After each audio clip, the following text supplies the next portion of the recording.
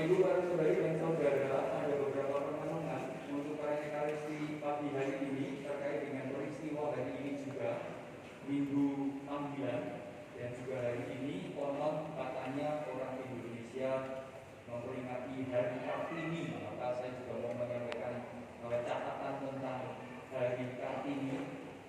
Hari ini banyak yang tidak pakai kebaya, maka mungkin sudah banyak yang lupa pada Kartini atau punya pemahaman yang sudah berkembang tentang Kartini, saya tidak tahu. Lalu yang terakhir saya mau menyampaikan beberapa catatan yang rasa saya penting untuk kita ketahui bersama. Yang pertama, Bapak Ibu, para saudari dan saudara, saya perlu mengatakan ungkapan terima kasih kepada Anda semua yang selama sore hingga malam tadi mengikuti sarasehan lingkungan bersama para biarawan-biarawati. Ada suster, ada bruder, ada frater. Masing-masing lingkungan ada 2 lingkungan yang terbanyak dapat kunjungan frater, bruder, suster. Kalau saya tidak salah, Ambrosius ada 5 di sana, yang lain 2, mungkin ada yang 1, tapi kami sudah mengucapkan 2. Tapi kelihatannya Ambrosius paling berdampak, ada 5 orang datang ke sana. Semoga dengan dikeroyok Ambrosius tahun depan menyumbang ke novisiat dan seminari banyak calon harapan, bukan malah ketakutan karena dikeroyok. Nah, Bapak Ibu, yang ingin saya sampaikan terkait dengan acara kemarin sore sampai malam, karena ada beberapa yang berkomentar, ini kan acaranya cocoknya bagi mereka yang masih anak-anak, remaja, dan orang muda. Maka yang tua-tua nggak perlulah usia 75 tahun tinggal sebentar saja di bumi, tidak akan memaksakan diri masuk ke seminari, masuk ke susteran. Ada yang kata-kata demikian. Tetapi begini Bapak Ibu prinsipnya, kalau Bapak Ibu masih ada pertanyaan, mengapa semalam kok semua didorong untuk ikut, mulai dari komponen anak, pria sampai lansia, karena diminta untuk ikut. Gagasan dasarnya cuma satu Bapak Ibu, entah kita anak-anak, entah kita lansia, dengan informasi yang diberikan sama, cara penangkapan kita beda-beda. Dan dengan cara penangkapan yang beda-beda, semoga nanti apa yang diceritakan semalam, apa yang didiskusikan semalam, itu bisa saling mengisi ketika ada misalnya anak-anak bercerita, nanti yang tua menimpali. Ketika cerita orang tua ternyata ada bolong-bolongnya, yang muda menimpali. Lalu ceritanya menjadi utuh, karena sudut pandang yang mendengar beda-beda. Maka semalam pasti semuanya didorong untuk rawuh, bahkan yang sudah lansia banyak pun tetap diminta untuk hadir. Bukan pertama-tama supaya segera mendaftar ke novisiat sekali lagi, tetapi supaya ceritanya menjadi semakin utuh. Supaya eyang-eyang itu kalau dongeng pada putra-putri atau pada cucu-cucunya, dongeng pada orang lain, ada materi baru. Tidak hanya dongeng tentang hidupnya sendiri atau dongeng tentang masa lalu, tetapi juga dongeng tentang panggilan. Jadi memberi inspirasi baru kepada yang sepuh supaya kalau dongeng ada bahan baru yang disampaikan. Maka terima kasih bagi Anda semua yang semalam sudah keroyo-royo melalui acara sarasehan sampai setengah tidur, tidak apa-apa, tapi ya baik itu dilakukan. Nah, terkait dengan Minggu Panggilan, Bapak Ibu, ada 4 hal yang rupa-rupanya ditawarkan sebagai gerakan bersama di gereja Katolik seluruh dunia. Di Minggu Panggilan kita diingatkan rupa-rupanya setiap orang itu bisa berkontribusi salah satu atau salah 4 atau salah semua itu bisa berkontribusi. Jadi ada semua yang di sini itu bisa berkontribusi pada kehidupan panggilan. Yang pertama Bapak Ibu, cara yang paling sederhana untuk berkontribusi dalam hidup panggilan menjadi imam budak suster bagi Anda semua adalah setor putra putri panjenengan kepada pasangan. Itu yang paling gampang. Maka lahirkanlah semakin banyak anak, tidak perlu dirawat sendiri, titipkan ke seminari dan novisiat. Itu ya. Sederhana itu paling gampang Bapak Ibu. Tambah keturunan lalu titipkan ke seminari dan novisiat. Paling gampang. Maka saya selalu mengingatkan apa yang menjadi kelakar Monsinyur Robertus Rudianto, uskup kita sekarang. Maka kalau panjenengan menikah dan usianya masih produktif, masih subur, dan mungkin berketurunan, karena menurut kitab suci mentok tidak bisa berketurunan itu usia 99 tahun Abraham. Maka kalau Anda belum sampai 99 tahun, maka tetaplah berusaha. Maka perkawinan Katolik itu selalu terbuka pada keturunan. Maka kalau Yohanes Yesus itu sudah mengatakan aku itu tidak, masih bisa Bapak Ibu. Abraham saja sudah 99. Maka tetaplah berusaha. Yang 80 tetaplah berusaha, ya, siapa tahu diberi anugerah. Maka yang pertama, Monsinyur Robertus itu mengatakan kalau pasutri itu punya anak satu saja, maka pasangan rugi. Kalau pasutri itu punya anak cuma 2, rugi. Ruginya gimana? Kalau nanti bapak ibunya mati, 2 anak itu hanya akan mengganti jumlah bapak ibunya. Kalau anaknya 1, maka nanti hanya akan mengganti 1, maka kehilangan 1. Tapi minimal putra putri panjenengan itu minimal bapak ibu minim itu 3. Maka titip ya, Anda semua yang anaknya masih 2 tambah 1, yang masih 1 tambah 2, itu ya. Itu lelucon bapak uskup bapak ibu. Tapi tidak harus anaknya sendiri sih. Pukulah anak tetangga, itu bagus juga. Pukulah anak-anak yang tidak punya bapak ibu, nah itu baik juga bapak ibu. Maka siapa tahu bisa jadi pastor buber suster. Itu pertama, cara paling gampang. Lalu yang kedua bapak ibu, apa yang bisa kita upayakan dalam rangka minggu panggilan ini? Nanti ketika misal saya ngecek kotak-kotak di depan, waduh kotaknya kurang 1.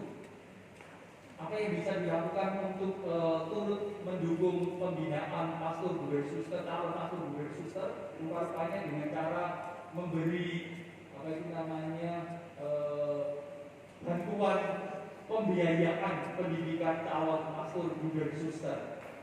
Maka bapak ibu bisa kirim ke Pertoyuban, kirim ke Kentungan, kirim ke biara-biara yang mendidik para calon, maka bisa. Jangan titipkan kepada saya, jangan titipkan kepada ketua lingkungan atau ketua wilayah, tetapi kirim langsung kepada yang bersangkutan. Kirim saja bapak ibu. Nanti kalau kirim langsung bapak ibu akan dapat laporan. Tapi kalau dikirim ke saya, nanti bapak ibu hanya menerima ucapan terima kasih. Itu ya. Maka kirim langsung ke tempatnya, manapun yang bapak ibu suka. Kirimlah ke sana. Itu yang kedua. Itu lumayan gampang bapak ibu. Karena ternyata Pertoyuban itu untuk 1 bulan 1 orang biayanya 3 juta. Ya itu sudah plus makan minum tidur dan macam-macam. Jadi mahal pendidikan. Maka tetap bisa bapak. Maka yang kedua.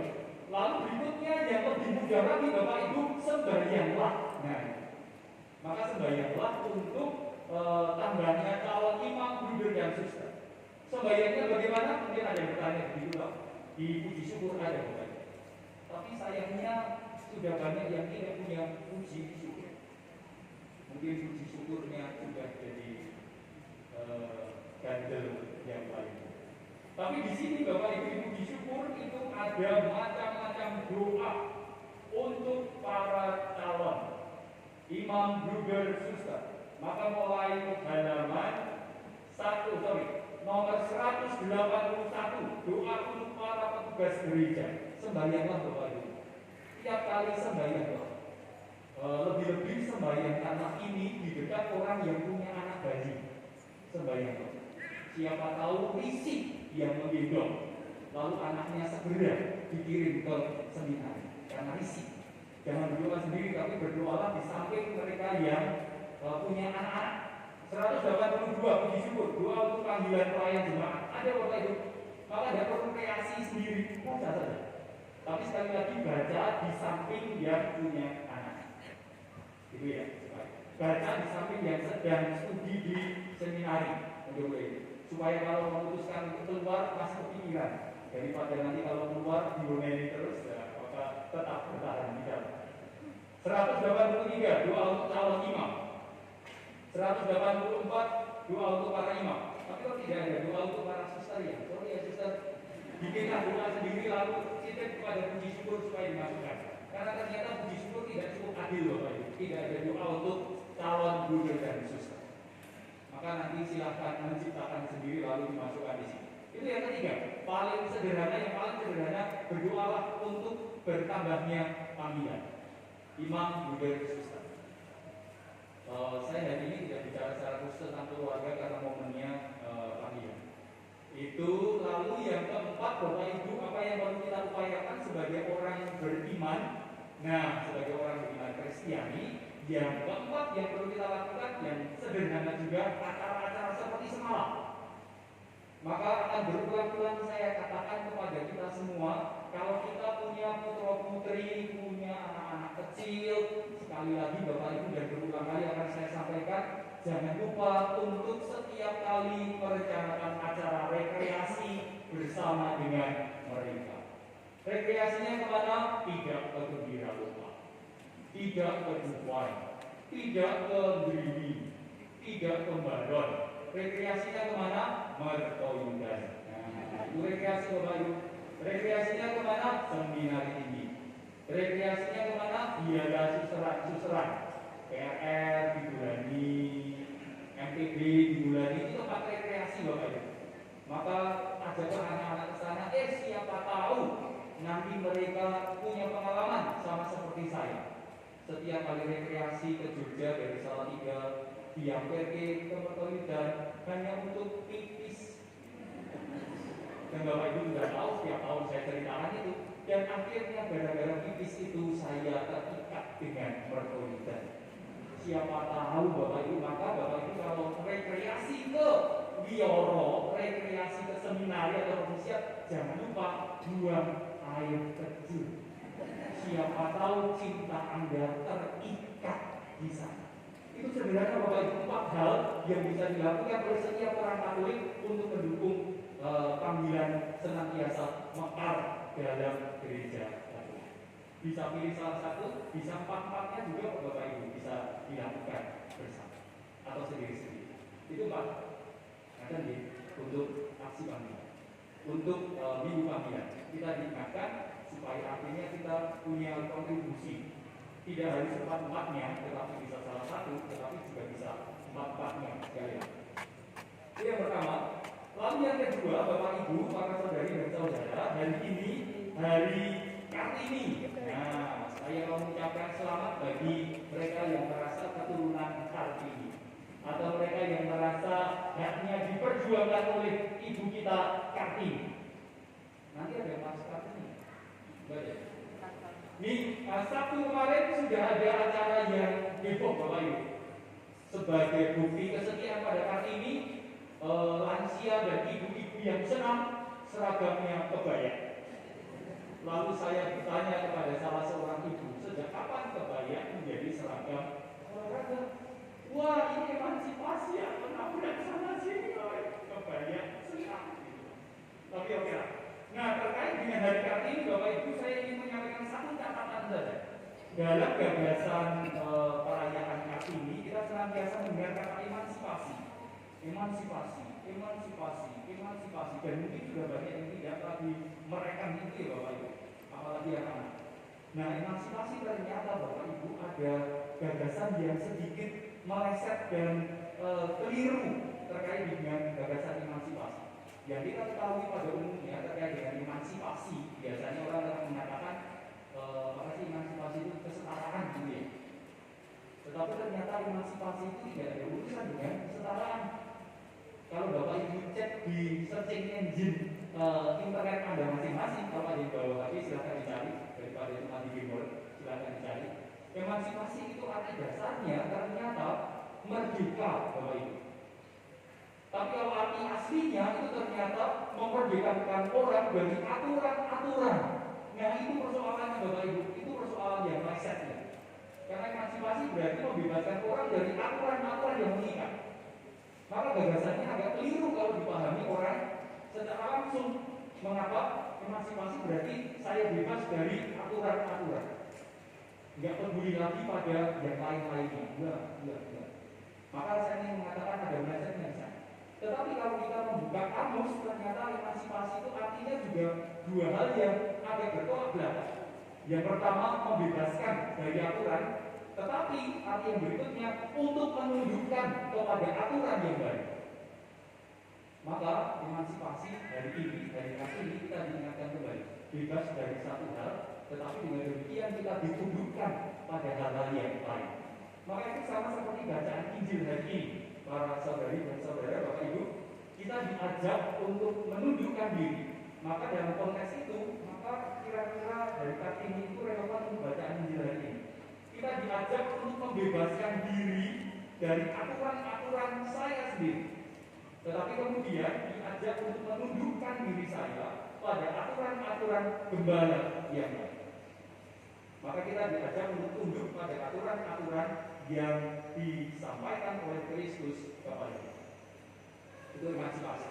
Maka tidak ada gagasan cuma kesetaraan, tidak ada cuma gagasan merdeka, enggak. Tapi rupanya merdeka dari aturan yang kita buat sendiri, bebas dari aturan yang kita buat sendiri, untuk kemudian diatur oleh mereka yang kita percaya punya kuasa dan kemampuan mengarahkan hidup kita lebih baik lagi. Itu sama seperti bacaan Injil tadi. Maka mari kita membebaskan diri dari aturan-aturan kita, kendali-kendali diri kita yang kadang-kadang tidak teratur, kemudian kita menyerahkan diri kepada Tuhan agar Ia menjadi gembala yang baik bagi jiwa dan hidup kita selanjutnya. Itu yang kedua, terkait dengan emansipasi dan bacaan Injil tadi. Nah, sekarang yang ketiga terkait dengan catatan-catatan Bapak Ibu. Bapak Ibu, para saudari dan saudara, siapa yang kadang-kadang masih belum pakai maos katekese iman Katolik yang di halaman sebelum pengumuman? Ada yang sempat membaca nggak? Ada? Ada yang punya pertanyaan-pertanyaan nggak? Ada? Oh enggak? Enggak ditanya, enggak ada yang tanya. Ada yang mencoba mencari jawabnya dan Bapak Ibu dengan pertanyaan yang Bapak Ibu munculkan di benak Bapak Ibu masing-masing. Saya ingin membaca sedikit Bapak Ibu. Bacaan hari ini rupa-rupanya kita perlu sampaikan pada anak-anak kita dan menjadi pemahaman baru untuk kita semua. Cek. Edisi ke-9 itu bercerita tentang Tuhan menciptakan kita sebagai laki-laki dan perempuan. Katekismus Gereja Katolik 370 itu mengatakan sesuatu yang mungkin akan membuat kita kebingungan. Mengapa? Di sana ditulis demikian. Allah kita sama sekali tidak laki-laki, tidak perempuan. Itu yang dikatakan. Dan bacanya itu ajaran gereja Bapak Ibu. Maka gereja Katolik itu mengatakan pada kita. Maka kalau kita mau mengatakan Katolik itu kenal Gusti Allah siapa yang ngomong? Bacaan dari teks hari ini mengatakan Gusti Allah itu tidak kakung, tidak putri. Terus apa? Ya nggak tahu, nggak ditulis apa-apa. Gusti Allah tidak kakung, tidak putri. Padanya tidak ada kelamin. Nah, itu. Terus kenapa? Nggak tahu. Anda ingin tahu? Ya, soalnya Gusti terlebih. Tapi ini jelas katanya. Tetapi padanya hanya ada kesempurnaan. Nah, itu kan. Maka kalau nanti ada anak-anak kita sembahyang Romo Bopo, Romo Ibu yang nggak sholat. Ibuku di surga yang nggak sholat, tetapi menjadi salah karena berarti mengatakan Tuhan di surga hanya perempuan. Maka kalau mau kompet ya seperti bacaan hari ini, Ramaku lan ibuku ing swarga. Jadi karena bacaan hari ini mengatakan, teks hari ini mengajarkan kepada kita Tuhan bukan laki, bukan perempuan. Tidak ada kelamin padanya, hanya ada kesempurnaan. Ada ciri khas ibu di sana yang tak terbatas. Ciri khas ibu yang terbatas apa coba? Lembut, gitu kan? Kulitnya halus, gitu kan? Ciri khas orang bapak apa? Barat, itu kan terbatas. Maka kalau kita mengandaikan Tuhan, maka ada ciri khas ibu yang tidak terbatas, ciri khas bapak yang tidak terbatas. Bapak itu silahkan berimajinasi. Tapi ini bagus untuk kita. Lalu Katekismus Gereja Katolik 337 itu mengatakan yang baik tentang apa yang harus dilakukan oleh manusia dalam kehidupan kita sehari-hari. Kita diundang sebagai wakil, minister bagi Tuhan. Nah, apa yang harus kita lakukan? Di sana ditulis, manusia ditentukan untuk menjadi minister, untuk menaklukkan dunia, tetapi menaklukkan itu bukan untuk mengeksploitasi ternyata. Karena di sana dikatakan kita diciptakan sebagai laki-laki dan perempuan supaya ambil bagian dalam penyelenggaraan ilahi, supaya bumi ini lestari. Tidak ada pemisahan, tidak ada perusakan terhadap makhluk-makhluk yang lain. Bapak Ibu, ada ajaran yang menarik setiap kali katekese iman Katolik ini disampaikan. Semoga senantiasa menjadi bahan refleksi dan pengetahuan kita terkait dengan ajaran gereja milik kita sendiri. 3 hal dari ini. Yang pertama, semoga kita berpartisipasi dalam pencukupan tenaga imam bersuster dengan 4 cara tadi. Silahkan pilih salah satu atau 4-4-nya. Yang kedua, semoga sebagai orang beriman kita berani terinspirasi perayaan hari ini, Kartini. Semoga kita teremansipasi, membebaskan diri dari aturan-aturan diri kita untuk kemudian membawakan diri, membangkitkan diri, nurut kepada apa yang menjadi kehendak ilahi, entah secara rohani ataupun secara jasmani. Lalu yang terakhir, semoga apa yang disampaikan kepada kita dalam ajaran-ajaran sempat kita renungkan dalam kehidupan. Nama Tuhan dimuliakan kini dan sepanjang segala masa.